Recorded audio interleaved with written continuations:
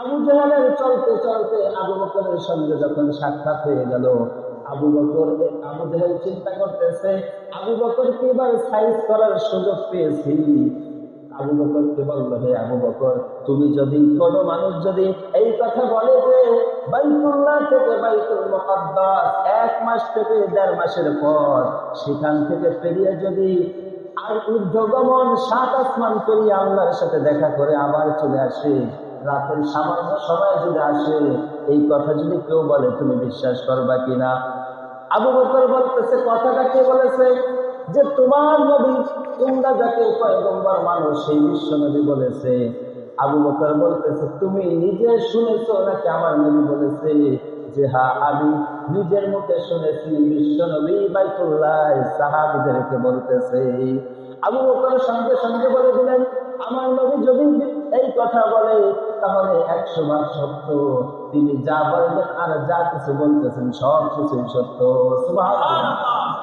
আবু বকর সিদ্দিক সঙ্গে সঙ্গে বাইতুল্লাহ শরীফে চলে গেলেন। বিশ্বনবী দেখতেছেন, গিয়ে দেখলেন যে সেই মেরাজের ঘটনাটা বর্ণনা করতেছেন। আবু বকরকে বলল, আবু বকর, জানেননি গত রজনীতে আমার মেরাজ হয়েছে? আবু বকর সঙ্গে সঙ্গে বলে দিল, সাদাকাতা ইয়া রাসূলুল্লাহ। সুবহানাল্লাহ। আল্লাহর হাবিব বললেন, আবু বকর, কোনো প্রশ্ন নাই, কোনো জিজ্ঞাসাবাদ নাই, সঙ্গে সঙ্গে তুমি আমার মেরাজের ঘটনাটা সত্যায়ন করে দিলে। আবু বকর বলতেছে, ওগো নবীজি, কিসের প্রশ্ন করব, কিসের জবাব দিব, কিসের প্রশ্ন করব, কিসের জিজ্ঞাসাবাদ করব? আপনাকে তো আমরা ছোটকাল থেকে চিনি, আপনি তো সত্য ছাড়া কোনো মিথ্যা কথা বলেন না। তাছাড়া যেখানে মক্কার কাফেররা পর্যন্ত আল আমিন বলে স্বীকৃতি দিয়েছে, সবাই আপনাকে আল আমিন বলে মানে। আর আমি আপনার সহচর, আমি আপনার সাহাবী, আমি আপনার সঙ্গী। আবু বকর, আপনার কথা কিভাবে না মেনে পারি? আবু বকর যখন এই কথা বললেন, এত দৃঢ় বিশ্বাস যখন বিশ্বনবী দেখলেন, সঙ্গে সঙ্গে আল্লাহর হাবিব বললেন যে, হে আবু বকর, তুমি এতদিন ছিলে শুধু আবু বকর, তোমার নামের পাশে আমি আল্লাহর হাবিব সিদ্দিক উপাধি দিয়ে দিলাম। إن الحمد لله الأكرم الذي خلق الإنسان وكرمه وعلمه من البيان ما لم يعلم فسبحان الذي لا يحصى امتنانه باللسان ولا بالقلم ونشهد أن لا إله إلا الله وحده لا شريك له ونشهد أن سيدنا وسندنا وحبيبنا ومولانا محمد أرسله بالحق بشيرا ونذيرا وداعيا إلى الله بإذنه وسراجا منيرا أما بعد فقد قال الله تعالى في كلامه المجيد وفي فرقانه الحميد أعوذ بالله من الشيطان الرجيم بسم الله الرحمن الرحيم سبحان الذي يسرى بعبده ليلا من المسجد الحرام إلى المسجد الأقصى الذي باركنا حوله لنريه من آياتنا إنه هو السميع البصير إن الله وملائكته يصلون على النبي يا أيها الذين آمنوا صلوا عليه وسلموا تسليما بالشريف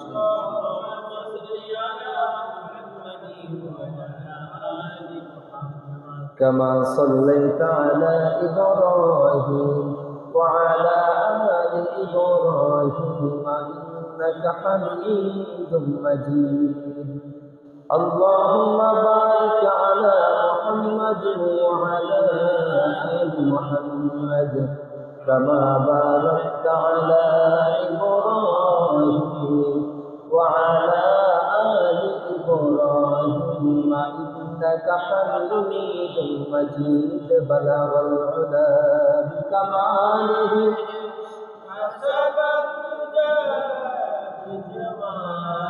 حسنت جميع خصاله صلوا عليه وآله بلغ العلا بكماله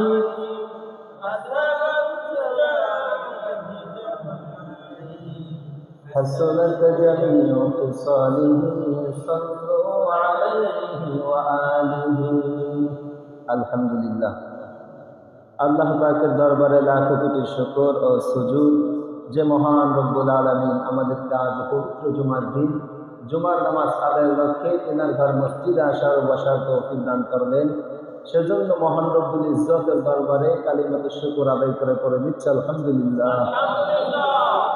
পাশাপাশি লাখো কোটি দুরূদ সালাম প্রেরণ করছি আপনার আমার প্রিয় নবী ইমামুল মুরসালিন সাইয়্যিদুল মুরসালিন খাতামুন নবিয়্যিন জনাবে নবী বিশ্বনবী হযরত মুহাম্মদ সাল্লাল্লাহু আলাইহি ওয়াসাল্লামের উপর। রজবের মাস চলতেছে, নবীজির মিরাজের মাস। তো মিরাজ সম্পর্কে কিছু আলোচনা করার চেষ্টা করব, আল্লাহ যদি তৌফিক দান করে। সকলে বলি ওমা তাওফিক ইল্লা বিল্লাহ। তো মিরাজের ঘটনাটা বর্তমান জামানায় বিজ্ঞানীরা বিশ্বাস করতে চায় না, কিন্তু আল্লাহ রাব্বুল আলামিন এটা কোরআনের মধ্যে সত্যায়ন করেছেন। এটা যে নবীকে আল্লাহ তাআলা ঊর্ধ্বগমনে নিয়েছেন, সপ্ত আকাশ পেরিয়ে আসমানে নিয়েছেন, এটা কোরআনের মধ্যে আল্লাহ তাআলা বর্ণনা করে দিয়েছেন। প্রত্যেক নবীর মিরাজ ছিল জমিনের মধ্যে, কিন্তু আপনার আমার নবী মুহাম্মদ সাল্লাল্লাহু আলাইহি সাল্লামের মিরাজটা হয়েছে ঊর্ধ্ব আকাশে, আসমানে। তো এটা নবীর সম্মানার্থে, নবীর সম্মান বাড়িয়ে দেওয়ার জন্য এটা করা হয়েছে। হযরতে মূসা আলাইহিস সালাতু ওয়াস সালামের মেরাজ হয়েছিল তুর পাহাড়ে। সেখানে তিনি 40 দিন অবস্থান করেছিলেন, রোজা রেখেছিলেন। এইরকম ভাবে হযরত ঈসা আলাইহিস সালাতু ওয়াস সালামের মেরাজ, সেটা ছিল তার জন্য তাকে আসমানে উঠিয়ে নেওয়া হয়েছে। এইরকম ভাবে ইউনূস নবীর মেরাজটা ছিল মাছের পেটে অবস্থান করেছিলেন এই কয়দিন, 3 থেকে 40 দিনও বলা হয়েছে। এটা ছিল তার জন্য মেরাজ। ইব্রাহিম পয়গম্বরের মেরাজটা ছিল আগুনের মধ্যে 40 দিন ছিলেন, এটা তার জন্য মেরাজ ছিল। ইসমাইল পয়গম্বরের মেরাজটা ছিল তরবারির নিচে কল্লা দেওয়া, এটা তার জন্য মেরাজ। জাকারিয়া পয়গম্বর আলাইহিস সালাতু ওয়াস সালামের মেরাজটা কিরকম ছিল? কাফেরেরা করাত দিয়ে তার মাথা চিরে ফেলেছিল, এটা তার মেরাজ। এরকম বিভিন্নভাবে এক এক নবীকে দুনিয়ার বুকেই তাদের মেরাজটা হয়েছিল। এটা একটা পরীক্ষার মতো, ইমতিহান। আর আমাদের নবীর যেটা মেরাজ, সেটা ছিল ইনআম, অর্থাৎ পুরস্কার। সমস্ত নবীদের মেরাজটা ছিল কি? পরীক্ষা। আপনার আমার নবীর মেরাজটা কি? পুরস্কার। অনেক ফজিলত আমাদের নবীর। তো মেরাজটা দিনের বেলা না হয়ে কেন রাতের বেলা হলো? রাতের বেলা নবীকে নিয়ে যাওয়া হয়েছে আমরা জানি না, সকলেই জানি। রাতের বেলা তিনি ভ্রমণ করেছেন, তো দিনের বেলা না হয়ে কেন রাতে হলো? উলামায়ে কেরাম এটার মধ্যে তাফসীর করেছেন যে বন্ধুত্বের সম্পর্ক আশিক আর মাসুকের সাথে কথোপকথন হয় হলো রাতের বেলা, ঠিক কিনা? একজন প্রেমিক আর প্রেমিকা রাতের বেলায় বেশি কথা বলে, ওই টাইমটা তাদের প্রশান্তির সময় মনে করে।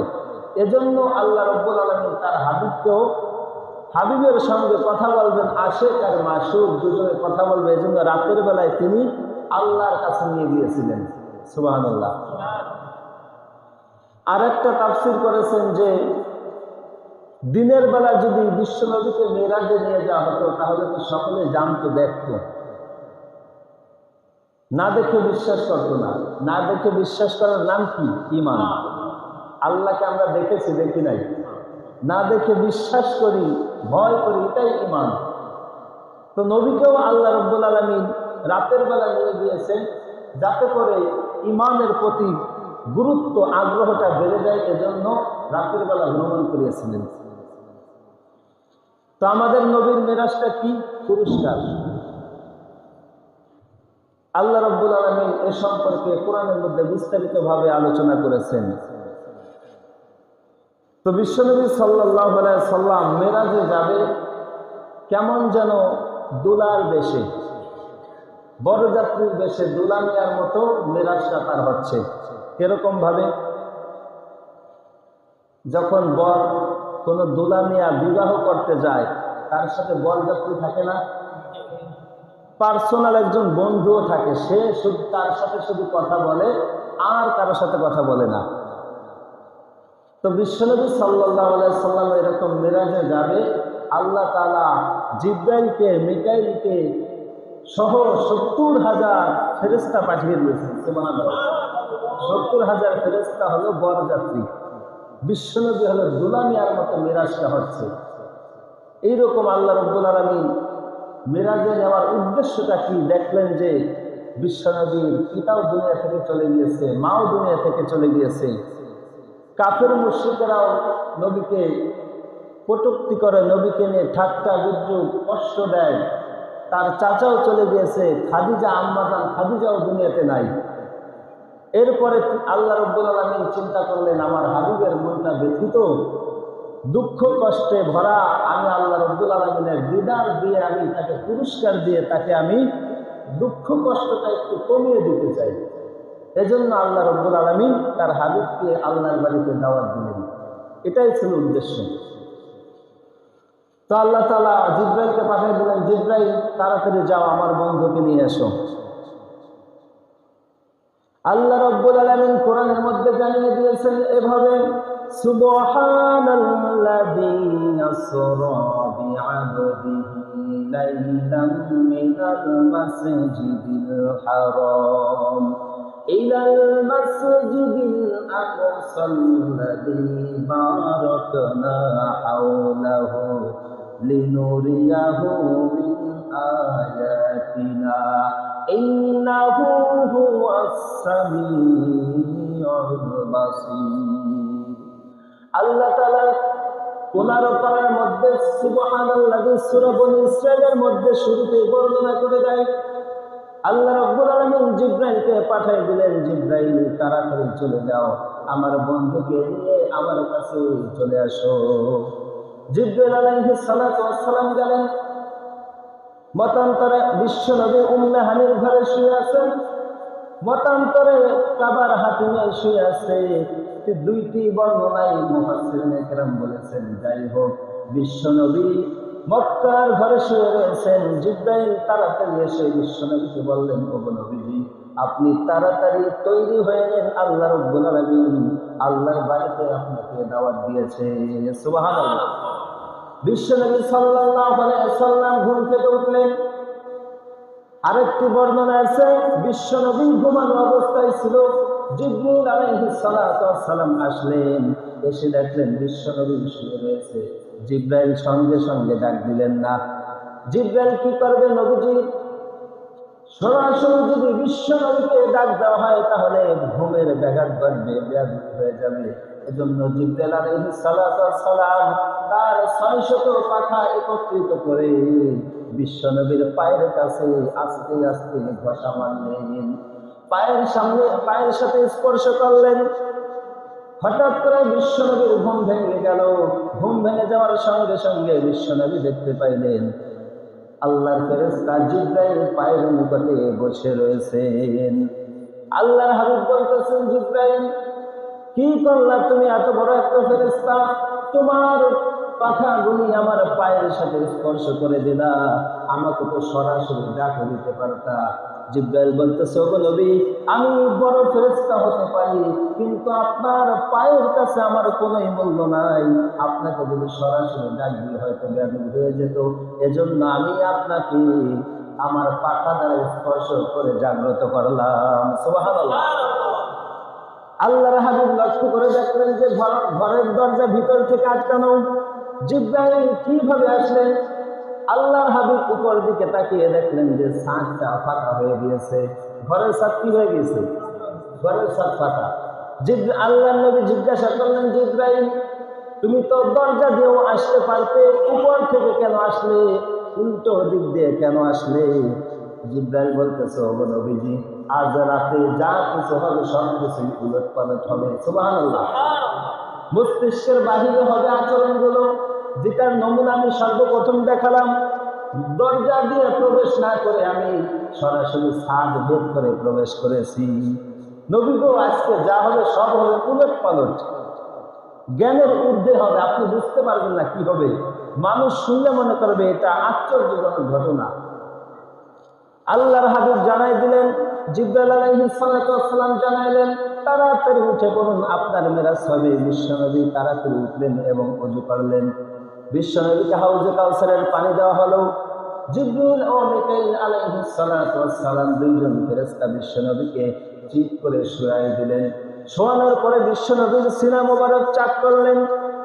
সিনা মোবারক বের করে পাকস্থলীটা হাউজে কাউসারের পানি দিয়ে ধোয়ার পরে, ধৌত করার পরে স্বর্ণের পেয়ালার মধ্যে রেখে দিলেন। সুবহানাল্লাহ।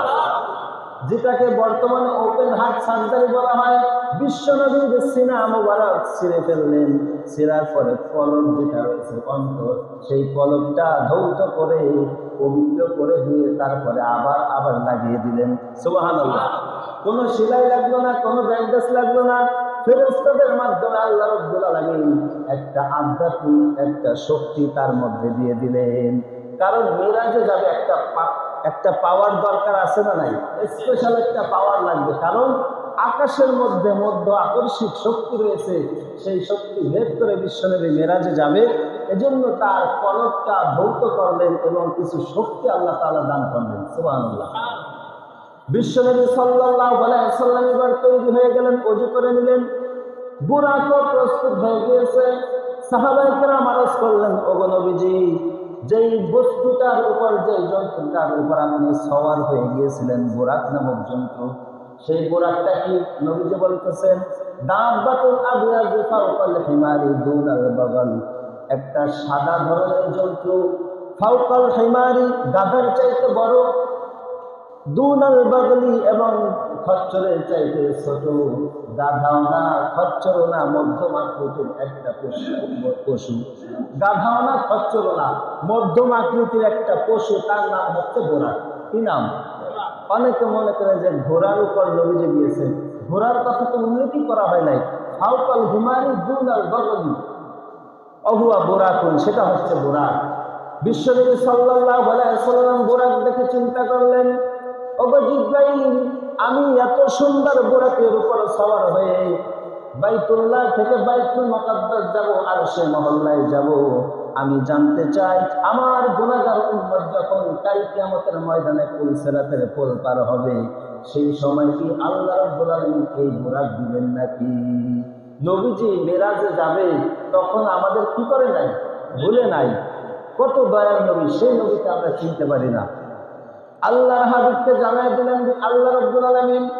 আল্লাহ বললেন, জিবরাইল, আমার বন্ধুকে জানাই দাও, তাড়াতাড়ি সংবাদ দিয়ে দাও যে তাড়াতাড়ি যেন বুরাকের উপর সওয়ার হয়ে উঠে, আর বন্ধুকে জানাই দাও যে এর চাইতেও ভালো ভালো বুরাক আপনার এতিম উম্মতের জন্য পুল সিরাতের পোলের গোড়ায় অপেক্ষা করবে। বিশ্বনবী সাল্লাল্লাহু আলাইহি ওয়াসাল্লাম এবার বুরাকের উপর উঠতে গেলেন।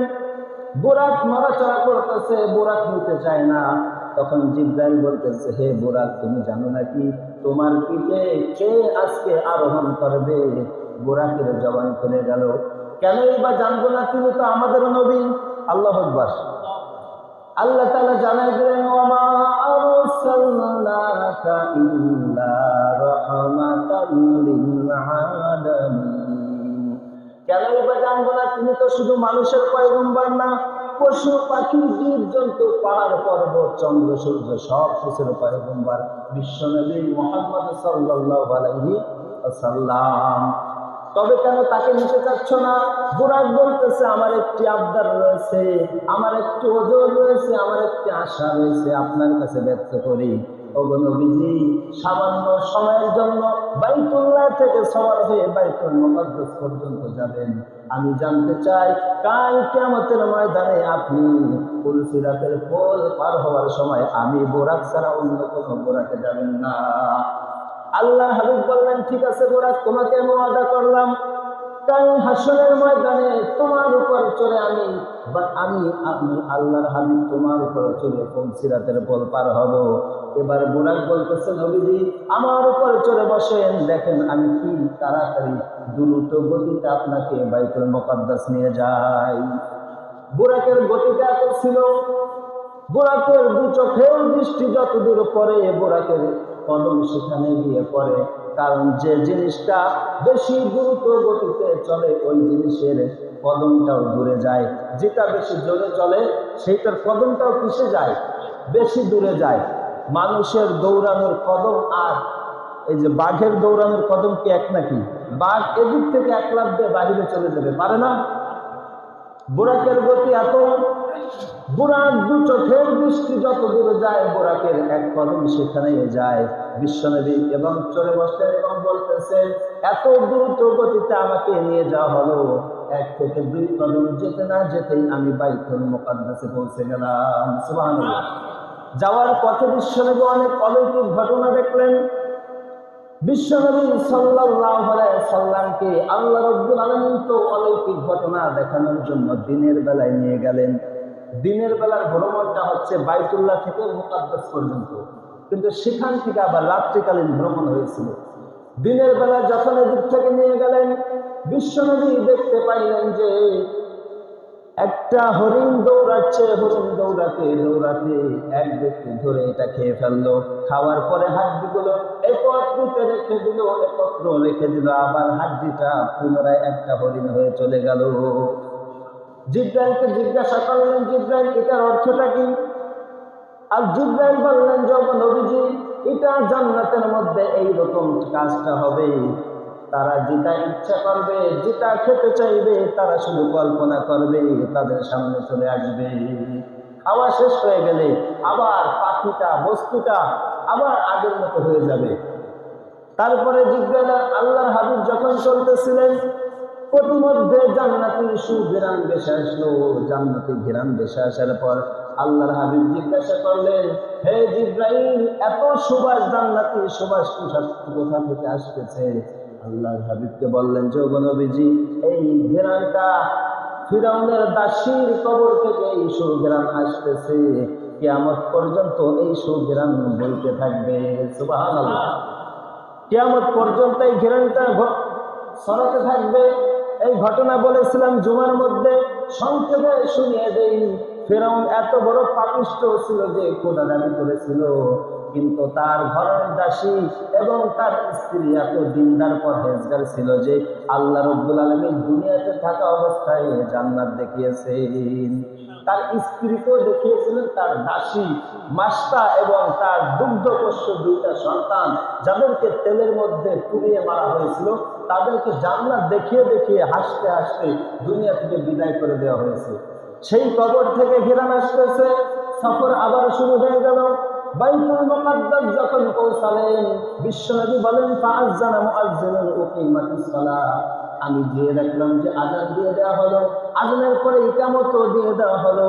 সমস্ত মুসল্লির অপেক্ষমানকে নামাজের ইমামতি করে দাঁড়িয়ে রয়েছে, সবাই দাঁড়িয়ে রয়েছে, সকলে অপেক্ষা করতেছে। এদিক সেদিক মাথা ঘোরাঘুরি করতেছে, ইমাম সাহেব কোথায়? আমাদের মধ্যে এরকম ভাব হয়, একটু দেরি হলে হুজুর কই, এদিকে না এদিকে, তাকাতাকি করে, ডাকাডাকি করে। বিশ্বনবী সাল্লাল্লাহু আলাইহি ওয়াসাল্লাম বললেন, সকলেই অপেক্ষমান করতেছে, বিশ্বনবীও কাতারে দাঁড়িয়ে রয়েছে, বিশ্বনবী আগে যায় না। জিবরাইল আলাইহিস সালাতু ওয়াস সালাম পিছন থেকে এসে হাতটা ধরে বিশ্বনবীকে সামনে এগিয়ে দিলেন আর বলতেছে, ওগো আল্লাহর হাবিব, তার জন্য আপনি অপেক্ষা করতেছেন, আজকে আপনি ইমাম ছাড়া আর কাউকে ইমামতি মানায় না। সুবহানাল্লাহ। আল্লাহর হাবিব ইমামতি করলেন, নামাজ পড়লেন। নামাজ শেষ হওয়ার পরে জিবরাইল আলাইহিস সালাতু ওয়াস সালাম বললেন, যে ওগো নবীজি, আপনি জানেন নাকি এই মসজিদ ভর্তি মুসল্লি তারা আজকে আপনার মুক্তাদি হয়ে নামাজ আদায় করেছে? আল্লাহর হাবিব বলতেছে, জিবরাইল, আমি তো এখানে নতুন, আমি আগে কখনো আসি নাই, তুমি বলে দাও তারা নামাজ আদায় করেছে। জিবরাইল বলতেছে, আল্লাহর 1 লক্ষ থেকে 100 লক্ষ পয়গম্বর এবং অগণিত রহমতের ফেরেশতা আপনার মুক্তাদি হয়ে নামাজ আদায় করেছে। 1 লক্ষ থেকে 100 লক্ষ পয়গম্বর, সমস্ত পয়গম্বর আপনার ইমামতিতে মুক্তাদি হয়ে তারা নামাজ আদায় করেছেন, নবীদের ইমামতি করলেন। এই জন্যই তো আমাদের নবীর নাম ইমামুল মুরসালিন। ইমামতি না করলে ইমাম বলা যায়? এজন্য আল্লাহ রাব্বুল আলামিন পয়গম্বরদের ইমামতি করাইলেন, কারণ তিনি তো ইমামুল মুরসালিন হবেন। নামাজ শেষ করলেন এবং বিশ্বনবীর ঊর্ধ্বগমন হবে। মিরাজের ঘটনাটা এতই আশ্চর্যজনক ঘটনা, আল্লাহ রাব্বুল আলামিন স্বয়ং সুবহান শব্দ ব্যবহার করেছেন। কি ব্যবহার করেছে? আশ্চর্য ঘটনা শুনলে আমরা কি বলি? সুবহানাল্লাহ। সকালবেলা ঘুম থেকে উঠে যদি আমরা দেখি 2 দিগন্তে, পূর্ব এবং পশ্চিমে 2টি সূর্য, তখন কি বলবো? সুবহানাল্লাহ। যদি দেখি তারকা দৌড়াদৌড়ি করতেছে, সুবহানাল্লাহ। বিভিন্ন অলৌকিক ঘটনা যদি দেখি, পুকুর থেকে অনবরত অনেক পানি উতলিয়ে উঠতেছে, এরকম ঢেউ খেলতেছে, তখন কি বলবো? সকলে জড়ো হয়ে বলবে সুবহানাল্লাহ। স্বাভাবিক। আশ্চর্য কোনো ঘটনা যদি আমরা দেখি, সুবহান শব্দটাই ব্যবহার করি। এজন্য আল্লাহ রাব্বুল আলামিন বললেন যে মিরাজের ঘটনা এতই আশ্চর্যজনক, আমি আল্লাহ স্বয়ং সুবহান দিয়ে ব্যবহার করেছি। সুবহানাল্লাহ। আল্লাহ রাব্বুল আলামিন এই মিরাজ থেকে যখন আসলেন, বিশ্বনবী সাল্লাল্লাহু আলাইহি ওয়াসাল্লাম মিরাজ থেকে আসার পর সর্বপ্রথম সাহাবায়ে কেরামদেরকে বিশ্বনবী মিরাজের ঘটনাটা বর্ণনা করে শোনালেন। সাহাবায়ে কেরাম শুনতেছেন, খুব মজাভাবে শুনতেছেন, তারা খুব খেয়াল করে শুনতেছেন মিরাজের ঘটনা, কারণ আশ্চর্য ঘটনা, ভালোভাবে শুনতেছেন। সমস্ত সাহাবায়ে কেরাম শুনতেছেন, আবার জিজ্ঞাসা করতেছেন। এই ঘটনা যখন আবু জাহেল শুনল, আবু জাহেল শোনার সঙ্গে সঙ্গে বলতেছে, হে মক্কার কাফিরেরা, শুনে যাও, শুনে যাও, তোমরা যাকে আল আমিন বলে স্বীকৃতি দিয়েছো, সেই মোহাম্মদ কি বলতেছে? পাগলের মতো কথা বলে, নাউজুবিল্লাহ। আল্লাহ রাব্বুল আলামিন তার কথার জবাবে উত্তর দিয়ে দিলেন কোরআনের মধ্যে, ওয়ামা সাহিবুকুম বিমাজনুন, তোমাদের সাথে আমার বন্ধু মোহাম্মদ পাগল নয়, পাগল নয়। আবু জাহেল বলে পাগল, আল্লাহ কয় পাগল না, কার কাছে? আল্লাহ জবাব দিয়ে দিলেন, হে আবু জাহেল, তুই যে পাগল বলিস, আমার বন্ধু পাগল নয়। সর্বপ্রথম আবু বকরের সঙ্গে সাক্ষাৎ হয়ে গেল আবু জাহেলের চলতে চলতে আবু বকরের সঙ্গে যখন সাক্ষাৎ হয়ে গেল, আবু জাহেল চিন্তা করতেছে, আবু বকরকে এবার সাইজ করার সুযোগ পেয়েছি। আবু বকরকে বলল, হে আবু বকর, তুমি যদি কোনো মানুষ যদি এই কথা বলে যে বাইতুল্লাহ থেকে বাইতুল মুকাদ্দাস 1 মাস থেকে 1.5 মাসের পর সেখান থেকে পেরিয়ে যদি আর ঊর্ধ্বগমন 7 আসমান পেরিয়ে আল্লাহর সাথে দেখা করে আবার চলে আসে, রাতের সামান্য সময় যদি আসে, এই কথা যদি কেউ বলে, তুমি বিশ্বাস করবা কিনা? আবু বকর বলতেছে, কথাটা কে বলেছে? যে তোমার নবী, তোমরা যাকে পয়গম্বর মানো, সেই বিশ্ব নবী বলেছে। আবু বকর বলতেছে, তুমি নিজে শুনেছো নাকি আমার নবী বলেছে? যে হ্যাঁ, আমি নিজের মুখে শুনেছি, বিশ্ব নবী বাইতুল্লাহ সাহাবীদেরকে বলতেছে। আবু বকর সঙ্গে সঙ্গে বলে দিলেন, আমার নবী যদি এই কথা বলে তাহলে 100 ভাগ সত্য, তিনি যা বলবেন আর যা কিছু বলতেছেন সব কিছুই সত্য। সুবহানাল্লাহ। আবু বকর সিদ্দিক সঙ্গে সঙ্গে বাইতুল্লাহ শরীফে চলে গেলেন। বিশ্বনবী দেখতেছেন, গিয়ে দেখলেন যে সেই মেরাজের ঘটনাটা বর্ণনা করতেছেন। আবু বকরকে বললো, আবু বকর জানেন গত রজনীতে আমার মেরাজ হয়েছে। আবু বকর সঙ্গে সঙ্গে বলে দিল, সাদাকাতা ইয়া রাসূলুল্লাহ, সুবহানাল্লাহ। আল্লাহর হাবিব বললেন, আবু বকর কোনো প্রশ্ন নাই, কোনো জিজ্ঞাসাবাদ নাই, সঙ্গে সঙ্গে তুমি আমার মেরাজের ঘটনাটা সত্যায়ন করে দিলে। আবু বকর বলতেছে, গো নবীজি, কিসের প্রশ্ন করব, কিসের জবাব দিব, কিসের প্রশ্ন করব, কিসের জিজ্ঞাসাবাদ করব? আপনাকে তো আমরা ছোটকাল থেকে চিনি, আপনি তো সত্য ছাড়া কোনো মিথ্যা কথা বলেন না। তাছাড়া যেখানে মক্কার কাফেররা পর্যন্ত আল আমিন বলে স্বীকৃতি দিয়েছে, সবাই আপনাকে আল আমিন বলে মানে। আর আমি আপনার সহচর, আমি আপনার সাহাবী, আমি আপনার সঙ্গী আবু বকর আপনার কথা কিভাবে না মেনে পারি? আবু বকর যখন এই কথা বললেন, এত দৃঢ় বিশ্বাস যখন বিশ্বনবী দেখলেন, সঙ্গে সঙ্গে আল্লাহর হাবিব বললেন যে, হে আবু বকর, তুমি এতদিন ছিলে শুধু আবু বকর, তোমার নামের পাশে আমি আল্লাহর হাবিব সিদ্দিক উপাধি দিয়ে দিলাম। সেই দিন থেকে আবু বকরের নাম হয়ে গেল আবু বকর সিদ্দিক, অধিক সন্তানকারী। এই ঘটনাটা একটা ইহুদি অবিশ্বাস করে সে বাড়িতে গেল মাছ কেনার পরে স্ত্রীকে বলতেছে, ও স্ত্রী, মাছটা কুটো, আমি নদী থেকে গোসল করে আসতেছি।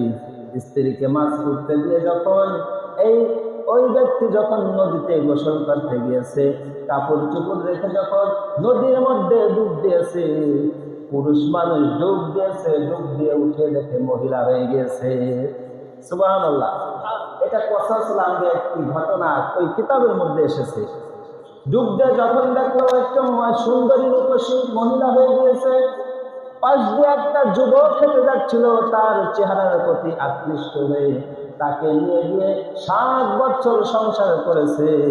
3টা সন্তান, 3টা কন্যা সন্তান আর 3টা পুত্র সন্তান হওয়ার পরে আবার যখন বান্ধবীদের সাথে নদীতে ডুব দিয়েছে, আবার আগের মতোই পুরুষ হয়ে গিয়েছে। দেখতেছে কাপড় চোপড় আগের মতোই পরে রয়েছে।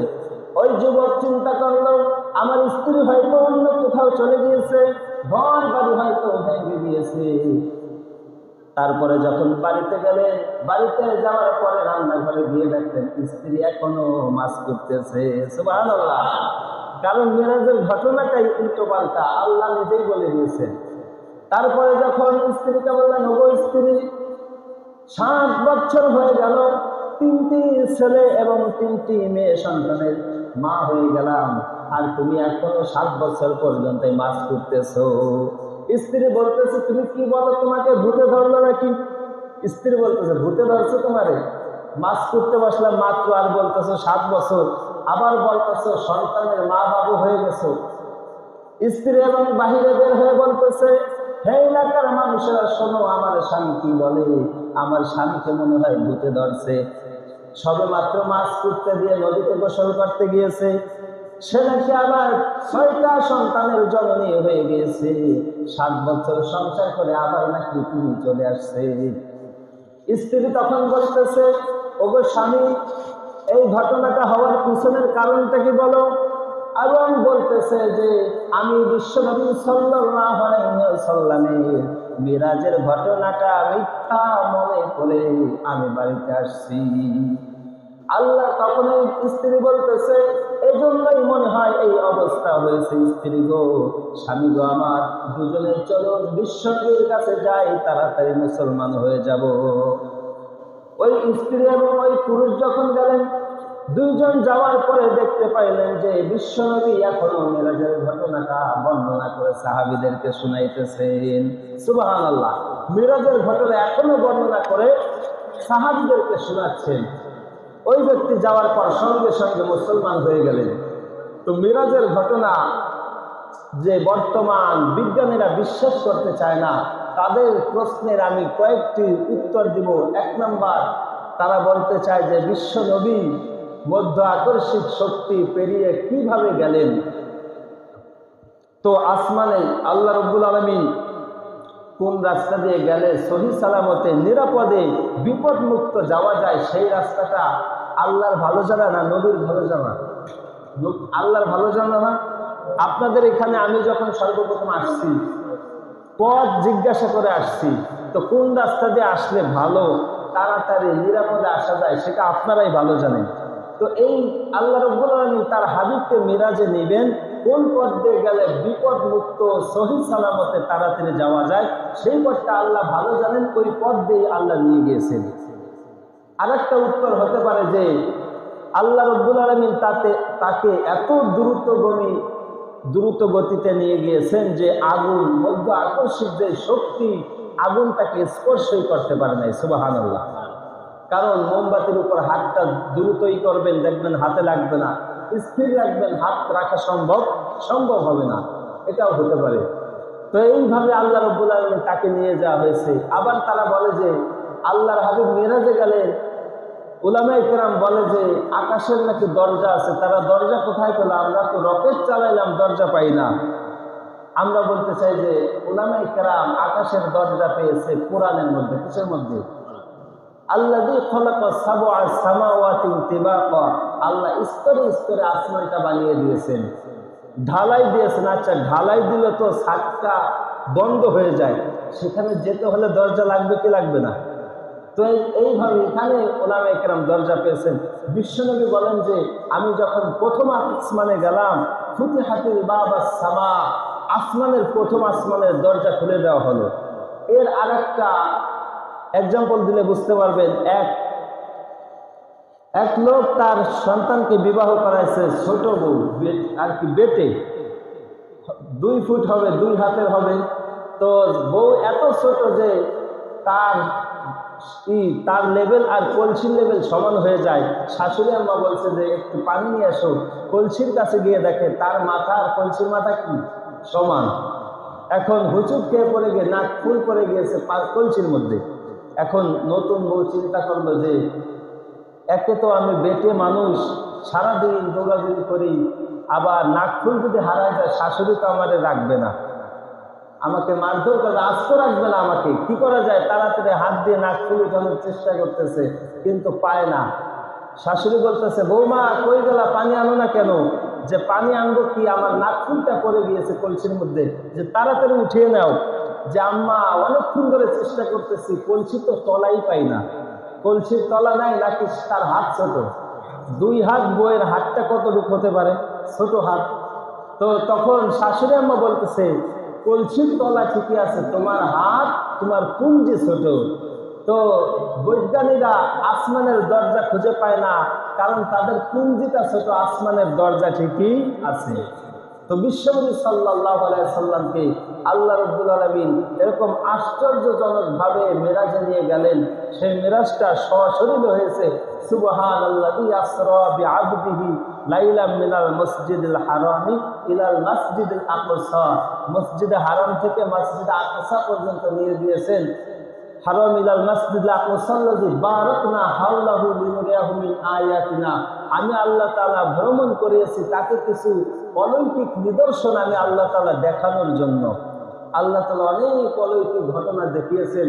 সময় সংক্ষেপ, আল্লাহ রাব্বুল আলামিন যদি তৌফিক দান করে তাহলে প্রথম আসমান, দ্বিতীয় আসমান, সপ্ত আকাশ, তারপরে লৌহে মাহফুজে আল্লাহর কাছে গেলেন, আল্লাহ তাআলা কি পুরস্কার তাকে দিলেন এবং আসলেন উম্মতের জন্য কি নিয়ে আসলেন, এ বিষয়ে বিস্তারিত আগামী জুমায় আলোচনা করার চেষ্টা করব। ওমা তাওফিক ইল্লা বিল্লাহ। আমরা যারা পড়ে আসছি তারা একটা কবুলের জুমা আদায় করবেন।